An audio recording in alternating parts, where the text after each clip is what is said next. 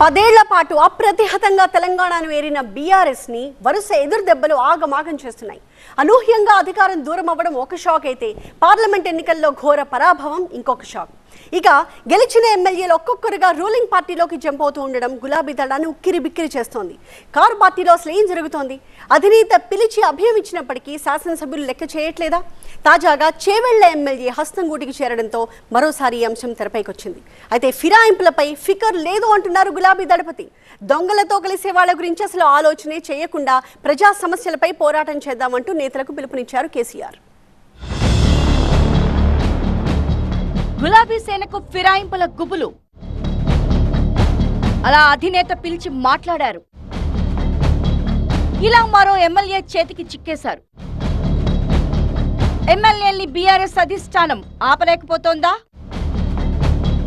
కాంగ్రెస్ లో చేరిన చేవెళ్ల ఎమ్మెల్యే కాలే యాదయ్య వరుస ఓటములతో డీలా పడిన బీఆర్ఎస్ పార్టీని వరుస షాకులు ఉక్కిరిబిక్కిరి చేస్తున్నాయి.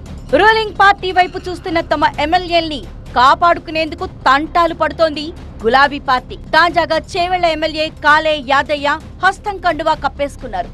ఢిల్లీ వెళ్లి మరీ సీఎం రేవంత్ సహా హస్తం పెద్దల సమక్షంలో కాంగ్రెస్ తీర్థం పుచ్చుకున్నారు. బీఆర్ఎస్ హైకమాండ్ కు ఊహించని షాక్ ఇచ్చారు. అధికారంలోకి వచ్చింది మొదలు ఆపరేషన్ ఆకర్ష్ కు తెరలేపిన కాంగ్రెస్ బీఆర్ఎస్ ఎమ్మెల్యేలే టార్గెట్ గా మంతనాలు జరుపుతోంది. అందులో భాగంగానే అసెంబ్లీ ఎన్నికల ఫలితాలు, పార్లమెంట్ ఎన్నికల గ్యాప్ లో ముగ్గురు ఎమ్మెల్యేలు కడియం శ్రీహరి, తెల్లం వెంకట్రావు, దానం నాగేందర్ కారు దిగి హస్తానికి చేరువైపోయారు. వీరిలో దానం నాగేందర్ సికింద్రాబాద్ కాంగ్రెస్ ఎంపీ అభ్యర్థిగా పోటీ చేసి ఓడగా, శ్రీహరి తన కూతురు కావ్యను వరంగల్ కాంగ్రెస్ ఎంపీగా గెలిపించుకున్నారు.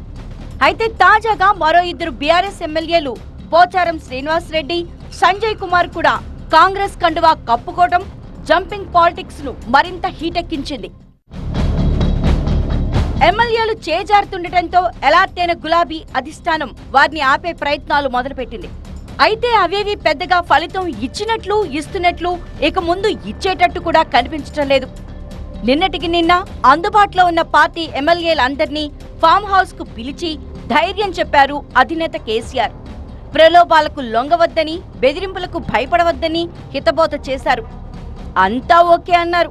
సరే సారంటూ తల ఊపొచ్చారు. Just single day gap scene cut చేస్తే సార్ని కలిసొచ్చిన చేవెళ్ల బీఆర్ఎస్ ఎమ్మెల్యే కాలే యాదయ్య ఢిల్లీలో ప్రత్యక్షమయ్యారు. సీఎం రేవంత్ సార్ ఆధ్వర్యంలో హస్తం పెద్దల సమక్షంలో దర్జాగా హస్తం కండువా వేసేసుకున్నారు. దీంతో బీఆర్ఎస్ చేజారిన ఎమ్మెల్యేల సంఖ్య 6కు పెరిగింది.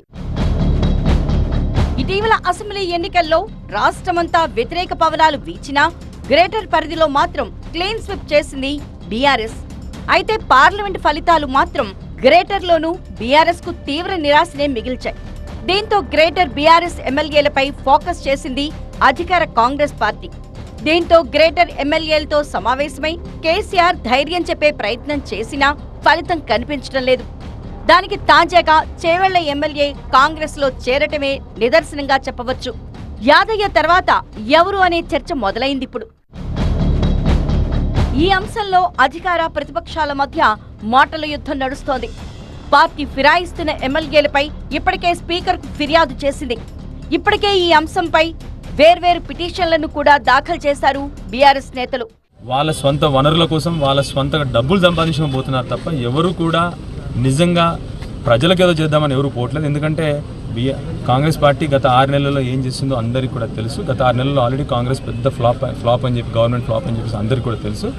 సో 100% వీళ్ళు వాళ్ళ స్వంత అవసరాల కోసం పోతున్నారని చెప్పేసి ప్రజలందరూ కూడా గమనిస్తూ ఉన్నారు. ప్రజలందరూ కూడా వాళ్ళందరూ కూడా తప్పకుండా బుద్ధి చెప్తారు, 100% బుద్ధి చెప్తారు.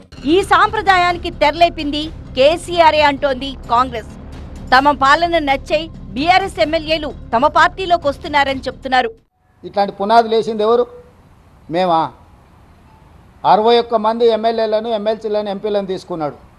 ఫస్ట్ తెలంగాణ అమరవీరుల స్తూపం దగ్గరకు వచ్చి ముక్కు 3 ఇంచులు అరిగేటట్టు నేలకు రాయాలి, అమరవీరుల స్తూపం ముందర చేసిన తప్పులకు క్షమించమని. రెండవది, మా ప్రభుత్వం వచ్చిన నెల తిరగకముందే ఈ ప్రభుత్వం పడిపోతుంది, 100 రోజులు కూడా ఈ ప్రభుత్వం మనుగడ సాగించదని చెప్పి కేసీఆర్, కేటీఆర్, హరీషే కదా అన్నది. దానికి వంతబాడింది బీజేపీ కదా. అసెంబ్లీ ఎన్నికల్లో 39 స్థానాలు గెలిచిన బీఆర్ఎస్ కు కంటోన్మెంట్ ఉప ఎన్నిక ఓటమి తర్వాత ఆ సంఖ్య 38కి తగ్గింది. 6 ఎమ్మెల్యేలు పార్టీ మారడంతో ప్రస్తుతం ఆ సంఖ్య 32కు చేరుకుంది. ఈ జంపింగ్స్ ఇప్పటితో ఆగవని, గేట్లు తెరిచే ఉన్నాయని అధికార పార్టీ చేస్తున్న ప్రకటనలతో అర్థమవుతోంది. మరి ఈ ఆపరేషన్ ఆకర్ష్ ఇలాగే కొనసాగితే బీఆర్ఎస్ ఎల్పీ త్వరలోనే కాంగ్రెస్ లో విలీనం కాక తప్పదనే అభిప్రాయమూ వ్యక్తమవుతోంది. మరి ఈ విపత్కర పరిస్థితులను బీఆర్ఎస్ ఎలా ఎదుర్కొంటుందో చూడాలి.